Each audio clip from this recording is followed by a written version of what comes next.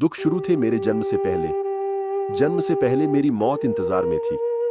कैसे कहूं ये कहानी, या आप सुनो। मैं रोता रहा। माँ देव की जुदाई मिली मुझे भेंट में। मामा से मिला उपहार ये, क्योंकि मेरे माता पिता लाचार थे। 6 भाइयों को मारा गया मेरे सामने। आंसू थे माँ की आंखों में। वैसे तो मैं भगवान था, पर अजीब सा ये खेल है विधि का। मेरे माता पिता मेरे देव थे, और वो दोनों ही थे जेल में। बचपन बीता संघर्ष में। जिस माँ ने पाला पोसा मुझे, उससे भी हो गया मैं दूर। विधि का क्या विधान था, क्या लेख लिखा था मेरे कर्मों का। तुम ठीक से तो रो लेते हो, मैं रो भी ना पाया चैन से। कहने को मैं सब कुछ था, मैं राजा भी, मैं रंक भी। खेल कूद की उम्र में कर्तव्य मेरे अनेक थे।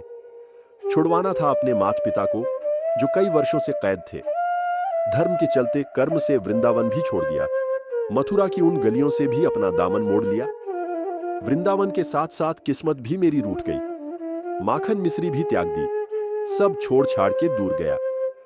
सुदर्शन धारण करके कान्हा मुरली की सुध भूल गया। धर्म बचाने की खातिर अब हस्तिनापुर को चला गया। मैं माखन चोरी करता था, कभी अन्याय दंडदाता बन गया।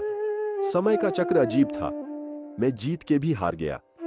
तरह तरह के श्राप मिले, अश्रुओं की बूंदें सूख गईं। मां गांधारी के श्राप से मेरी द्वारिका नगरी डूब गई। मेरी बांसुरी भी छूट गई, मेरी द्वारिका भी डूब गई।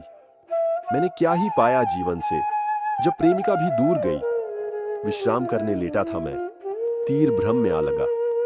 तुम जिए जिंदगी चैन से, मुझे मौत भी चैन से न मिली। मानव के इस रूप में मैंने जाने क्या क्या देखा।